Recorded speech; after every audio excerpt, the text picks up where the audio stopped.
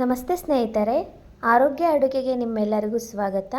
ಇವತ್ತು ಆರೋಗ್ಯಕ್ಕೆ ತುಂಬ ಹಿತಕರವಾದಂಥ ಅಗಸೆ ಚಟ್ನಿ ಪುಡಿ ಮಾಡೋದು ಹೇಗೆ ಅಂತ ಹೇಳ್ತೀನಿ ಬನ್ನಿ. ಇದು ಆರೋಗ್ಯಕ್ಕೆ ತುಂಬ ಒಳ್ಳೆಯದು. ಹಾರ್ಟಲ್ಲಿರೋ ಬ್ಲಾಕೇಜಸ್ ಕೂಡ ಇದು ಕ್ಲಿಯರ್ ಮಾಡುತ್ತೆ ಅಂತ ಹೇಳ್ತಾರೆ. ದಿನಕ್ಕೆ 1 ಸ್ಪೂನ್ ಅಗಸೆನಾದರೂ ತಿನ್ನಬೇಕಂತೆ. ಬನ್ನಿ ಇದರಲ್ಲಿ ಚಟ್ನಿ ಪುಡಿ ಹೇಗೆ ಮಾಡೋದು ಅಂತ ನೋಡೋಣ. ಮೊದಲಿಗೆ ನಾನು 1/4 kg ಅಗಸೆ ತೊಗೊಂಡಿದ್ದೀನಿ. ನೋಡಿ, ಅಗಸೆ ಈ ಥರ ಇರುತ್ತೆ. ಅದಕ್ಕೆ ಅರ್ಧ ಬಟ್ಲಷ್ಟು ಒಣಕೊಬ್ಬರಿನ ತುರಿದಿದ್ದೀನಿ, 2 ಗೆಡ್ಡೆ ಬೆಳ್ಳುಳ್ಳಿ, ಖಾರದ ಪುಡಿ, ಉಪ್ಪು, ಹಾಗೆ 1 ನಿಂಬು ಗಾತ್ರದಷ್ಟು ಹುಣಸೆಹಣ್ಣು, 1 ನಿಂಬು ಗಾತ್ರದಷ್ಟು ಬೆಲ್ಲ, 2 ಹಿಡಿಯಷ್ಟು ಕರಿಬೇವನ್ನು ತಗೋಬೇಕು. ಅಗಸೆ ಮತ್ತು ಒಣಕೊಬ್ಬರಿ ಎರಡನ್ನೂ ಹುರ್ಕೋಬೇಕು. ಅಗಸೆನ ಹುರ್ಕೋತಾ ಇದ್ದೀನಿ. ಅಗಸೆನ ಎಳ್ಳು ಹುರಿತೀವಲ್ಲ ಅದೇ ಥರ ಅಗಸೆನ ಹುರ್ಕೋಬೇಕು.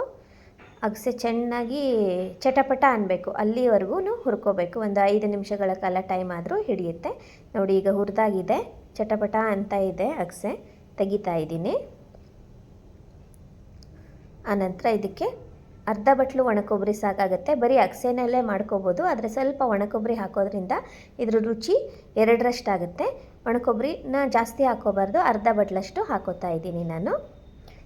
ಇದನ್ನು ಕೂಡ ಸ್ವಲ್ಪ ಬಿಸಿ ಮಾಡ್ಕೋಬೇಕು ಅಷ್ಟೇ, ಪುಡಿ ಆಗಲಿಕ್ಕೆ ಈಸಿ ಆಗೋ ಥರ. ಜಾಸ್ತಿ ಹುರಿಬಾರ್ದು, ಕೆಂಪಗಾಗೋ ತನಕ ಸ್ವಲ್ಪ ಬಿಸಿ ಆದರೆ ಸಾಕು. ಆನಂತರ 1 ಹಿಡಿಯಷ್ಟು ಕರಿಬೇವು ಸೊಪ್ಪನ್ನು ಹಾಕ್ತಾಯಿದ್ದೀನಿ. ಒಣಗಿರೋ ಕರಿಬೇವು ಸೊಪ್ಪಾದರೆ ಹಾಗೆ ಹಾಕ್ಕೋಬೋದು. ನಾನು ಇಲ್ಲಿ ಹಸಿ ಕರಿಬೇವು ಸೊಪ್ಪು ತೊಗೊಂಡಿರೋದ್ರಿಂದ ಚೆನ್ನಾಗಿ ಹುರ್ಕೋತಾ ಇದ್ದೀನಿ. ನೋಡಿ, ಈ ಥರ ಚೆನ್ನಾಗಿ ಹುರ್ಕೋಬೇಕು, ಗರಿ ಆಗೋ ತನಕ. ಆನಂತರ ಇದರಲ್ಲೇ ಸೇರಿಸ್ತಾ ಇದ್ದೀನಿ. ಇವಾಗ ಉಪ್ಪನ್ನು ಹಾಕ್ಕೋಬೇಕು. ಇಷ್ಟನ್ನು ಹಾಕ್ಕೊಂಡು ಇವಾಗ ಮೊದಲಿಗೆ ಹುಣಸೆಹಣ್ಣು, ಬೆಲ್ಲ ಮತ್ತು ಖಾರದ ಪುಡಿ, ಕರಿಬೇವು, ಇದೇನು ಕೊಬ್ಬರಿ ಮತ್ತು ಅಗಸೆನ ಎಲ್ಲ ಬಿಟ್ಟು ಈ ಉಳಿದಿರೋ ಮಸಾಲೆ ಏನಿದೆ ಇದನ್ನು ಫಸ್ಟು ಗ್ರೈಂಡ್ ಮಾಡ್ಕೋಬೇಕು. ಒಟ್ಟಿಗೆ ಹಾಕ್ಕೊಂಬಿಟ್ರೆ ಸರಿಯಾಗಿ ಮಿಕ್ಸ್ ಆಗೋದಿಲ್ಲ. ಮೊದಲಿಗೆ ಇದನ್ನು ಮಿಕ್ಸಿ ಜಾರಲ್ಲಿ ಹಾಕ್ಕೊಂಡು ರುಬ್ಕೋಬೇಕು. ಇದನ್ನು ಮೊದಲು ಪುಡಿ ಮಾಡ್ಕೋಬೇಕು. ಇದನ್ನು ಮೊದಲು ನೋಡಿ, ಈ ಥರ ಉಂಡೆ ಥರ ಮಸಾಲೆ ಆಗಿರುತ್ತೆ.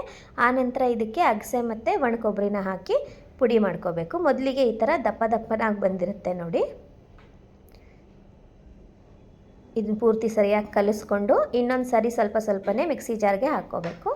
ಇವಾಗ ಕಂಪ್ಲೀಟಾಗಿ ಚಟ್ನಿ ಪುಡಿ ರೆಡಿಯಾಗಿದೆ. ಆರೋಗ್ಯಕ್ಕಂತೂ ತುಂಬ ಒಳ್ಳೆಯದು.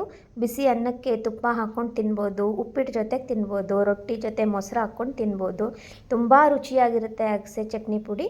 ನೀವು ಈ ವಿಧಾನದಲ್ಲಿ ಒಂದು ಸರಿ ಪ್ರಯತ್ನ ಮಾಡಿ ರುಚಿ ಹೇಗೆ ಬಂತು ಅಂತ ಕಮೆಂಟ್ಸ್ ಮಾಡಿ ಹೇಳೋದನ್ನು ಮಾತ್ರ ಮರಿಬೇಡಿ. ಇದೇ ಥರದ ಆರೋಗ್ಯದ ಅಡುಗೆಗಳಿಗಾಗಿ ನನ್ನ ಚಾನಲನ್ನು ಸಬ್ಸ್ಕ್ರೈಬ್ ಮಾಡಿ.